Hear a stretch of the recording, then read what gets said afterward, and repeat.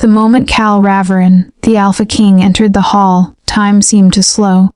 Golden eyes swept the room like wildfire, igniting whispers and trembling hearts. Alphas straightened, Omegas cowered, and the daughters of powerful packs held their breath, hoping to catch his attention. But he wasn't looking at them. Not at the polished silks, not at the jeweled crowns. His gaze had found her, Alara. She had spent her life invisible, hidden behind walls of fear and neglect, told she was weak, worthless, forgotten. Tonight, she was meant to watch from the shadows, to stay unnoticed, to survive. And yet, Kal's eyes burned into her soul, unrelenting, commanding, as if he could see every secret she had buried for years. Before she could step back, before her mind could even comprehend, he moved toward her with the predator's grace that marked an Alpha King. The crowd seemed to vanish, leaving only the two of them under the harsh gaze of the moonlight streaming through the hall. "Lara," he said, voice low and dangerous, vibrating with power and promise. "Survive one night in my arms, Omega, and I will protect you from a world that would destroy you." The doors slammed shut behind them, locking her fate with the most dangerous man she had ever known. The night the door locked, the moon rose like a silent witness over the Blackfang kingdom, silver light spilling across spired roofs and ancient stone walls.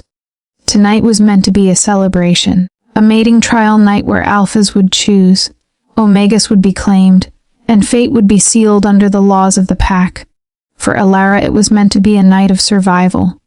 She stood at the edge of the great hall, half hidden behind a column carved with old runes, her hands clenched inside sleeves that were far too thin for the cold. Around her laughter echoed, silks brushed marble.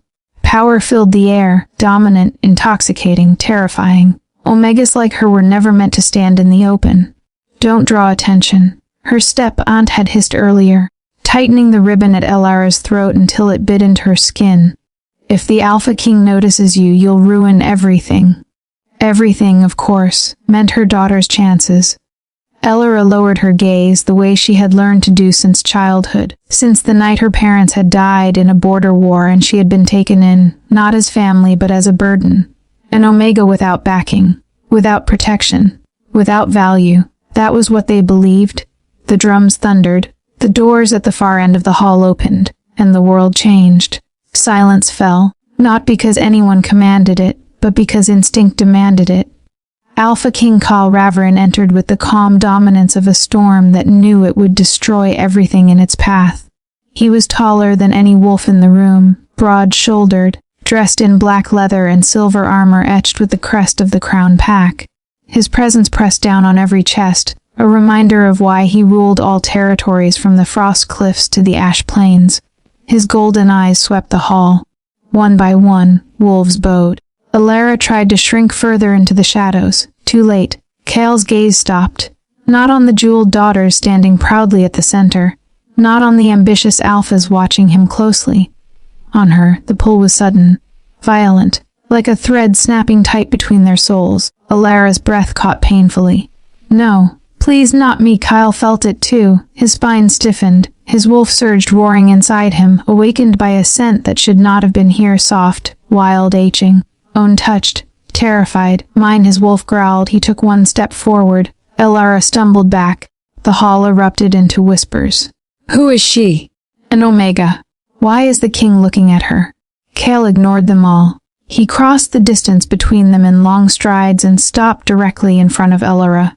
She could feel his heat, his power, the storm barely contained behind his calm expression. "Look at me," he said. The command was gentle. It was also absolute. Her body obeyed before her mind could argue. She raised her eyes, and for a moment the world narrowed to gold and silver. His gaze, the moonlight caught in her lashes. Fear trembled through her. Kal saw it, and something inside him broke. "You're shaking," he murmured. I shouldn't be here," Alara whispered. "Please, Your Majesty, I don't want to cause trouble." His jaw tightened. "Who brought you?" She hesitated. That was answer enough. Kal turned sharply. "Clear the hall." Gasps exploded around them. "My king," an elder began. "Now," Kal said quietly. No one argued. Within moments, the vast hall emptied, doors closing with heavy finality until only two remained beneath the towering ceiling. Alara's heart thundered in her chest. Why did you send them away? She asked. Kale stepped closer. Because if they stayed, he said, voice low, they would see me claim what is already mine. Her eyes widened. I'm just an Omega. No, he corrected. You are my Omega. Before she could speak again, he turned, took her wrist, not roughly, but with unmistakable intent, and led her down a side corridor lined with torches that flickered like nervous witnesses. They stopped at a massive oak door reinforced with iron. Kale opened it, guided her inside, and shut it behind them. The lock slid into place with a final echoing click. Elara spun around, panic rising. Your Majesty. Kyle faced her fully now, golden eyes burning, voice roughened by the beast within. Survive one night in my arms, Omega, he growled softly. No one will ever touch you without my permission again. Her knees nearly gave out. You don't understand, she whispered. I'm weak. I don't belong in a king's den. He took one slow step toward her. That, Kale said, lowering his forehead until it nearly touched hers, is where you are wrong. Outside, the moon climbed higher. Inside, fate had locked the door. The den of the Alpha King. The room was not what Elara expected. She had imagined a king's chamber to be cold, intimidating, stone walls, weapons mounted like threats. Instead, the space was dimly lit by low, burning lamps, their amber glow soft against dark wood and fur-lined walls. The air carried the scent of pine, smoke, and something deeper, him, Cal. The door behind her felt impossibly far away. Elara stood frozen just inside the threshold, her back straight, her hands clenched together as if that might keep her heart from escaping her chest. Every instinct screamed at her to submit, to kneel, to run, each impulse fighting the other until she could barely breathe. Kale watched her closely. She was small. Too small for the cruelty of the world she had survived. Her dress was simple, worn at the hem, clearly not made for a mating trial. And yet the bond, raw and undeniable, thrummed between them, tightening with every second. You're afraid of me, he said quietly. Elara swallowed. Lying to an Alpha King was a death wish. Yes, the honesty startled him. Most wolves lied out of pride, Omegas lied out of fear, but her truth rang clean, untainted. Kale exhaled slowly, forcing his wolf back from the edge. You have every right to be. I won't pretend I'm harmless. Her eyes flickered up to his, then down again. But I will not hurt you, he continued. Not tonight. Not ever. She shook her head faintly. You said survive one night in your arms? His mouth tightened, not in anger, but restraint. Because if I didn't say it that way, you'd think I was lying. He stepped away from her then, deliberately creating distance, and moved to the hearth. With a flick of his wrist, flame bloomed higher, warmth spreading through the room. Sit, he said, pointing to a cushioned bench near the fire. She obeyed, perching on the edge like a bird ready to flee. Kyle removed his armor piece by piece, setting it aside. The metal clinked softly, each sound heightening Elara's awareness of the powerful body beneath, scarred, strong, undeniably male. Her cheeks burned. She turned her face away. You don't have to look, he said. I don't want to disrespect you. He almost laughed. No one had ever worried about his comfort before. Tell me your name, Kale said. Elara. The sound of it settled into him like it had always belonged there. Elara, he repeated. Do you know what tonight means? She nodded faintly. If an Alpha claims an Omega, the bond can form. And if the bond forms, he said, no one can sell you, trade you, or hide you again. Her breath caught. You know? I know more than you think. Silent stretch, heavy but not cruel. Finally, she whispered, why me? Kyle turned to face her fully. Because my wolf recognized you before my crown did. He crossed the room slowly, then stopped a few steps away. Stand. Her legs trembled as she rose. He lifted one finger under her chin, not forcing her, just guiding her gaze up to his. His touch sent a shock through her, a warmth that spread along her skin like fire learning how to be gentle. You are not weak, he said softly.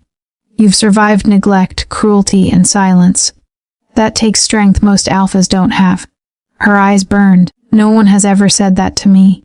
Then they were blind. The bond pulsed again, stronger this time, and Elara gasped as something inside her responded, her wolf small and quiet, stirring for the first time in years. Kale felt it. His control frayed.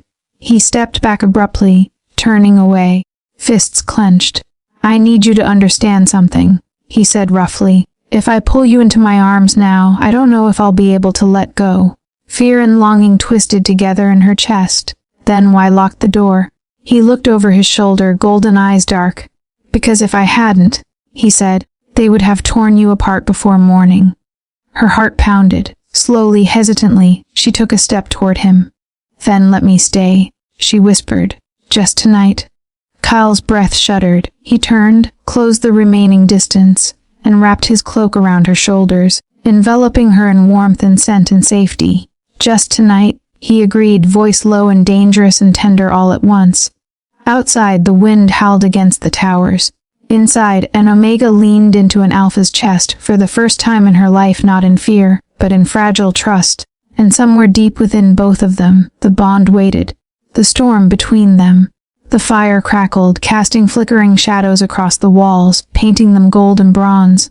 Alara's pulse raced as Kale held her close, his large hands resting lightly on her shoulders, fingertips brushing the delicate curve of her neck. His scent, pine, smoke, and something untamed, wrapped around her like a second skin, making it impossible to breathe without thinking of him. She began, but the words died in her throat. How could she explain the whirlwind of fear, longing, and disbelief swirling inside her?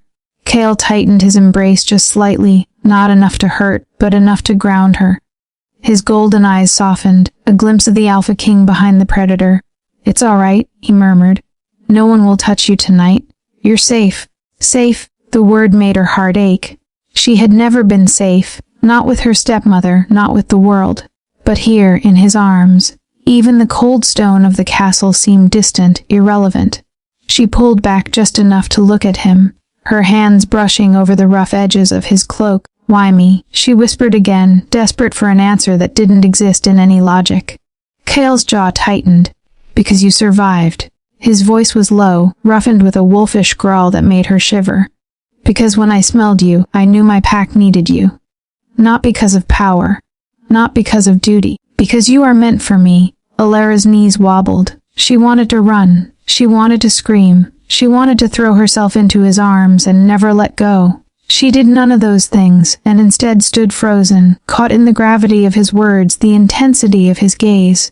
Kyle's wolf stirred, restless, demanding, drawn to the Omega trembling before him. He exhaled slowly, trying to contain the surge of need. One touch could awaken the bond fully. One kiss could claim her entirely. And he wasn't ready, not yet. But Alara's small hands brushed against his chest. A spark ignited. His control frayed, and the fire in his eyes deepened. You're already mine, he said, his voice a low rumble that vibrated through her very bones. Her chest tightened. I don't know how to be yours. Then you'll learn, he replied, guiding her to the floor, both of them sitting by the fire. I'll teach you. Tonight, tomorrow, as long as it takes. Her heart thumped. She had been invisible all her life, discarded, hidden, told she didn't belong. And now this heat, this protection, this Alpha claiming her not out of greed or duty, but out of instinct, desire, and need, made her feel like she existed for the first time. A sudden knock echoed through the chamber door. Both of them froze. Alara, a voice called faintly from the other side. Kyle's ears twitched. He rose immediately, blocking the door with a single step, his figure towering and dangerous. Who's there? He growled. Just, I thought. The voice faltered. Kale's golden eyes narrowed. Leave. The knocking stopped, replaced by the distant murmurs of the castle. Silence returned. Alara clutched his cloak, her voice barely a whisper. What if they find us? Kale pressed a finger to her lips. Then they'll regret it. No one defies me and survives. Her breath hitched as his hand lingered on her jaw, tracing the delicate line of her face. The firelight caught his eyes, reflecting both wolf and man, danger and desire in equal measure. Tonight, he murmured, leaning closer, you survive one night in my arms. But tomorrow, his lips hovered near her ear, tomorrow everything changes. Alara's knees trembled, her wolf stirred, responsive to his dominance, her heartbeat sensing to his. She felt pulled, undone, yet safe in a way she had never imagined possible.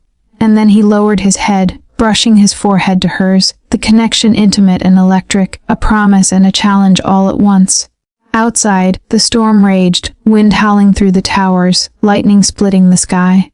Inside, an Omega surrendered, willingly and fearfully, to the storm of an Alpha King's embrace.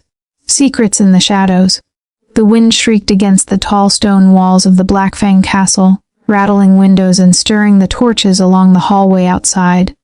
Inside, the fire crackled, its warmth pooling around Alara and Kale like a fragile barrier against the world.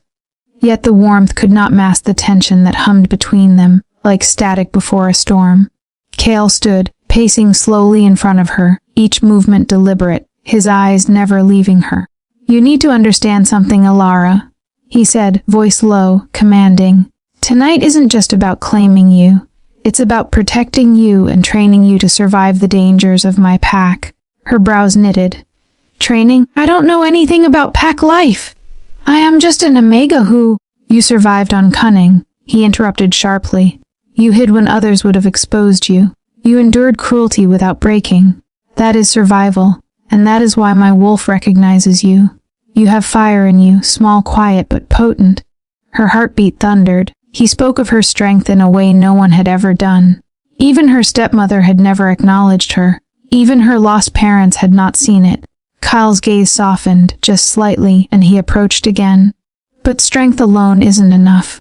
You need control, knowledge, and—" He stopped, his jaw tightening. "Loyalty." Alara swallowed hard, feeling the weight of his words. The room suddenly felt smaller, the firelight shadows longer, darker. "Loyalty?" she echoed. "To you." "Yes," Kale said simply. "Because in this pack, in my world, the wrong loyalty could get you killed." She nodded, trembling. The air between them was electric, alive. Her wolf stirred again, curious, wary, and drawn to his dominance. She shivered involuntarily. Kale's eyes followed the movement, flicking to her hands, nervously gripping the hem of her dress. He stepped closer, slow, deliberate, until only inches separated them. "And there's another reason I brought you here," he murmured. "A reason no one else knows." Her stomach nodded. "What reason?" He hesitated, rare uncertainty flashing in his eyes. "Because the pack is changing.